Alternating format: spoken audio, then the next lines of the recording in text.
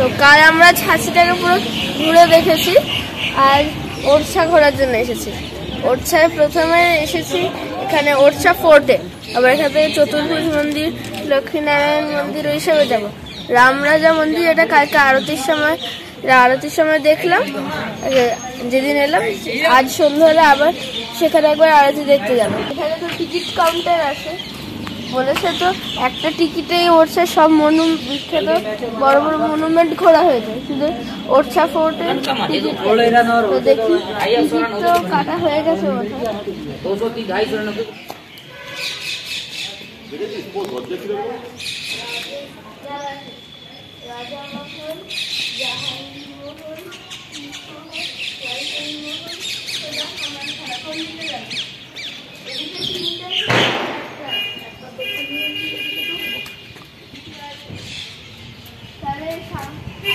আমরা এখন ওরছা ফোর্টের মধ্যে চলে এসেছি।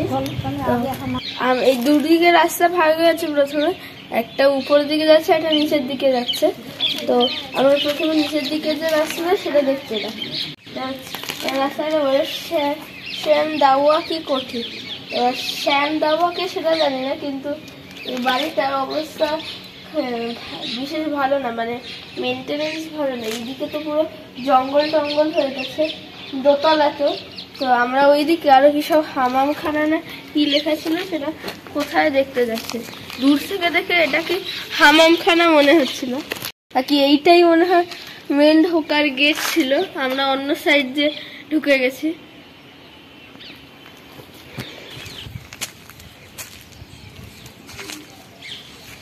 এটা হচ্ছে রসলদার কি কোঠি, এটা মানে শ্যামদাওয়াকির কোঠি যেটা দেখলাম সেটার কাছেই। তো এটা হচ্ছে আস্তাবলের মেন সহিসের বাড়ি। এবার এর মধ্যে একটা আস্তাবলও আছে এখানে, তো তাই বলছে। তো ভিতরে গিয়ে দেখছি, এখানে বলছে যে এটা সাউদার্ন পার্টটা পুরো ভেঙে চলে গেছে, নর্দার্ন পার্টটা তার একটু ঠিক আছে। তো দেখি আস্তাবলটা খুঁজে পাই কিনা, নাকি আস্তাবলটাও ভেঙে চলে গেছে। এর তলায় ছিল নাকি রে আস্তাবল? হ্যাঁ মনে হয়। এর মধ্যে ঘোড়ারা থাকবে, নামবে কি করে, তাই না? এটাও হতে পারে এই দুটো দেওয়ালের মাঝখানটা। এইটুকুনি না, ওইদিকে আরো আছে, আরেকটা লেয়ার আছে এখানে। ওইটাও হতে পারে, কিন্তু ওইটা অনেকটা বড়।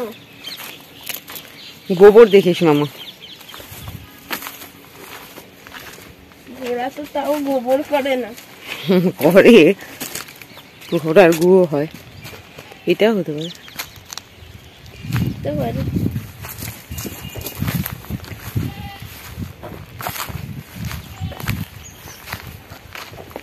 তো যাই হোক, প্রচন্ড কনফিউজিং জায়গাটা। এটা হচ্ছে রামের মন্দির। তো ওইদিকে একটা শীতলা মায়ের মন্দির ছিল, আর তার পাশে রাম মন্দির। এবার মানে এটাকে আরো পুরনো ছিল, পরে রং টং করে নতুন করেছে। কারণ এই পুরোনো স্কাল্পচারগুলো এগুলোর সঙ্গে ফিক্সড আছে সম্ভবত। এগুলো এটা আরো পুরনো ছিল, যেখানে স্ট্রাকচারগুলো ছিল সেটাকে নতুন করেছে। তাছাড়া এরকম প্রত্যেক মন্দিরে দেখছিল মূর্তির ভাঙা পিস রাখা আছে, এদেরকেই ঠাকুর হিসেবে পুজো করে। আসলে কিন্তু পুরনো সব। এই মন্দিরটা যেখানে আমরা আছি, এটা আসলে যে মেন মহলটা তার পিছনে।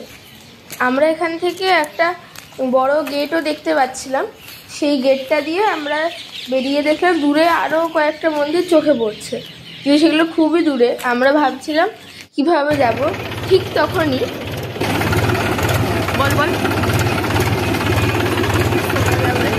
আমরা ট্রাক্টরে লিখতে পেরেছি। তো ফির তুম अकेले क्या करो?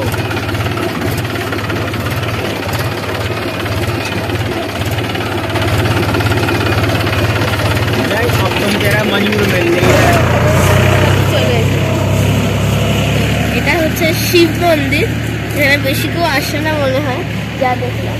বলছে যে 13th সেঞ্চুরি শিব মন্দির। যে শিব মন্দিরটা আমরা এলাম সেটা একেবারেই প্লেন মন্দির, সেরকম কোনো বিশেষ স্কাল্পচার নেই। আর এর আরেকটু দূরে একটা মন্দির চোখে পড়ছিল, কিন্তু সেটা বেশ অনেকটা দূরে বলে আর যাওয়া হয়নি।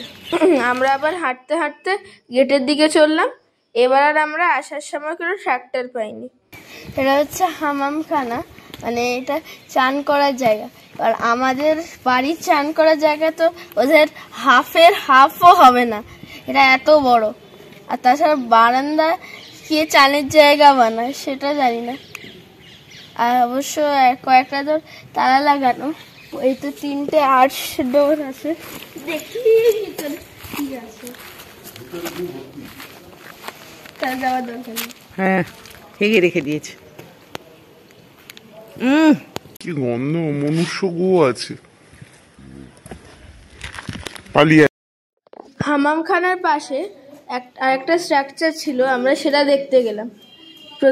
বিশাল বড় বড়, মানে লম্বা লম্বা আর সরু সরু দরজা। প্রথমে আমরা বুঝতেই পারিনি কি এটা, তারপর বুঝলাম যে এটা আসলে উটখানা, এখানে উট থাকতো।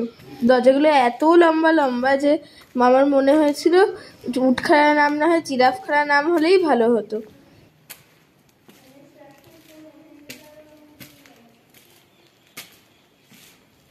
এর সামনে আবার একটা ছোট চাতাল মতো জায়গাও আছে, সেখানে আমরা খানিকক্ষণ বসলাম, মানে রেস্ট নিলাম। সামনে থেকে পুরো ওরছা শহরটা স্পষ্ট দেখা যাচ্ছে। এখন বুঝতে পারলাম যে ওরছা ফোর্টটা আসলে বিশাল বড় ফোর্ট, মাঝখানে চাষ টাষও হয়েছে। এবার আমরা ঢুকছি জাহাঙ্গীর মহলের পিছন দিক দিয়ে।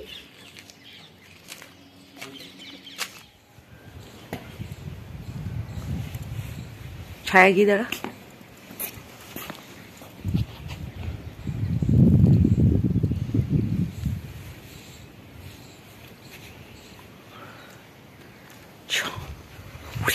এটা জাহাঙ্গীর মহল, কারণ এটা জাহাঙ্গীর মহল হলো কারণ ওরছা ফোর্টে গুগলে সার্চ করতে গিয়ে জাহাঙ্গীর মহলের ব্যাক গেটের ছবি দিয়েছিল, সেখানে ব্যাক গেটটা পুরো চামচিকে পুরো এর সঙ্গে মিল খাচ্ছে, এই জন্য এটাই মনে হয় জাহাঙ্গীর মহল।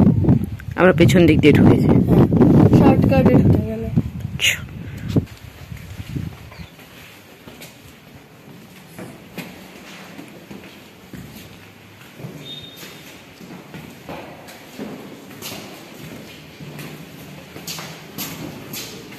বাপরে কি অলিগলি, কোথায় না কোথায় যাচ্ছি মনে হচ্ছে।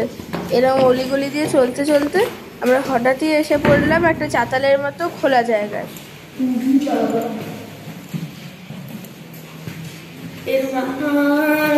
ওই তো এদেরও পেয়ে গেছে। আমরা দিদুনদেরকে ছেড়ে অন্যদিকে গেছিলাম, এই চাতালে গিয়ে আবার দিদুনদের সাথে আমাদের দেখা হয়ে গেল। জাহাঙ্গীর মহল, জাহাঙ্গীর মহল।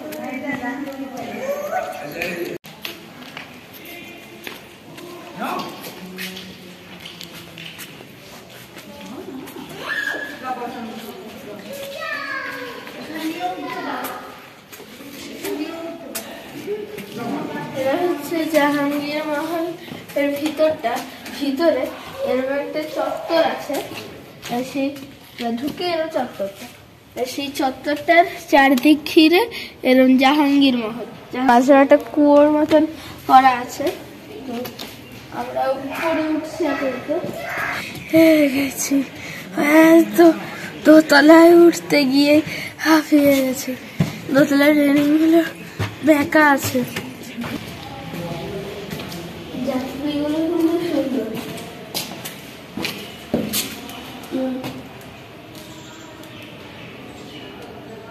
আবার গুপ্ত দরজা, উপরের ডিজাইন।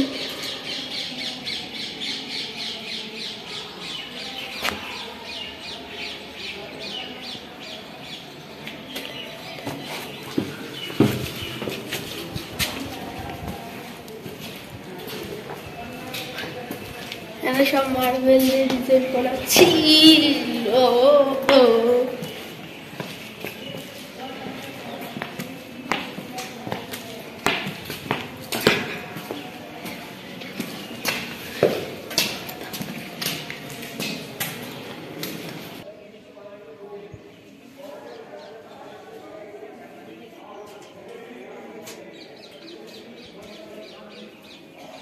এইগুলো দেখো, এই জাফরিগুলো, জাহাঙ্গীর মহলের এই যে বারান্দাটা, এটা খুবই সুন্দর জায়গা। এখান থেকে পুরো ফোর্টটা একটা খুব সুন্দর ভিউ পাওয়া যাচ্ছে। এই যে সামনে আমাদের হচ্ছে উটখানা, আর এই কোণে আমরা উটখানার যে পাশের যে কোণটা, ওইখান থেকে আমরা এসেছিলাম। সামনে এটা রায় প্রবীণ মহল। এর একসময় খুবই সুন্দর বাগান ছিল, এখন যদিও বিশেষ কিছু নেই, কিন্তু তাও বোঝা যাচ্ছে যে খুবই সুন্দর বাগান ছিল একসময়। এখান থেকে পুরো ওরছা শহরটার খুব সুন্দর ভিউ পাওয়া যাচ্ছে। দূরে চতুর্ভুজ মন্দিরও দেখা যাচ্ছে। আর এদিকে হচ্ছে রাজামহল, এটা হচ্ছে দিবানি খাস রাজামহলের, মানে বাইরের অংশটা, এখানে রাজা সবসময় দেখা করতো। তো সিলিংয়ে দারুণ কাজ করা আছে, পুরো সিলিংগুলো। এখানে থাকলে তারপর তো আটকে যাবো। তো এই দিবানি ঘাসের সামনে একটা বড় বাগান বা লনের মতো আছে, আর এমনিতে দিবানি ঘাসটা খুবই বড়। এই দিবানি ঘাসটা সামনে এতটা বড় লন আছে, এই জন্য বোধহয় লনটায় সব সাধারণ মানুষরা থাকতো, আর রাজা বোধহয় এই প্ল্যাটফর্মটা যেখানে আমরা আছি সেইখান থেকে সবার সাথে দেখা করত।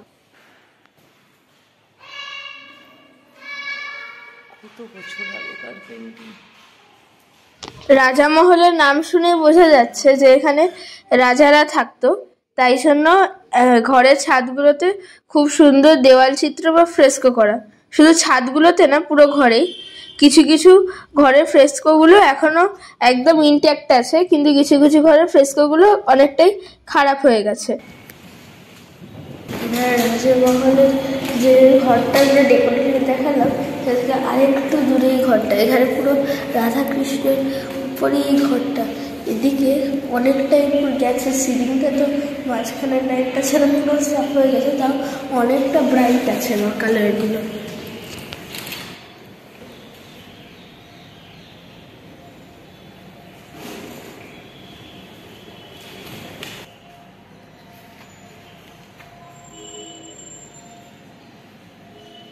এই যে রুমগুলো, এই রুমগুলোর মধ্যে আলো জ্বালা নিষিদ্ধ, তাই জন্য ছবিও তুলতে হয় ফ্ল্যাশ, ক্যামেরার ফ্ল্যাশ না করে।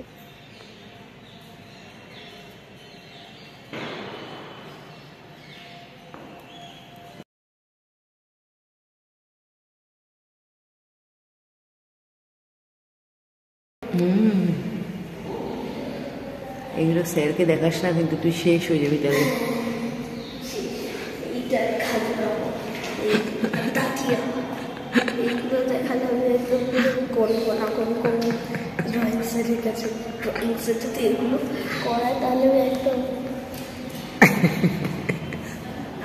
মা বলছিল যে এই ছবি যেন আমি আমার ড্রয়িং স্যারকে না দেখাই।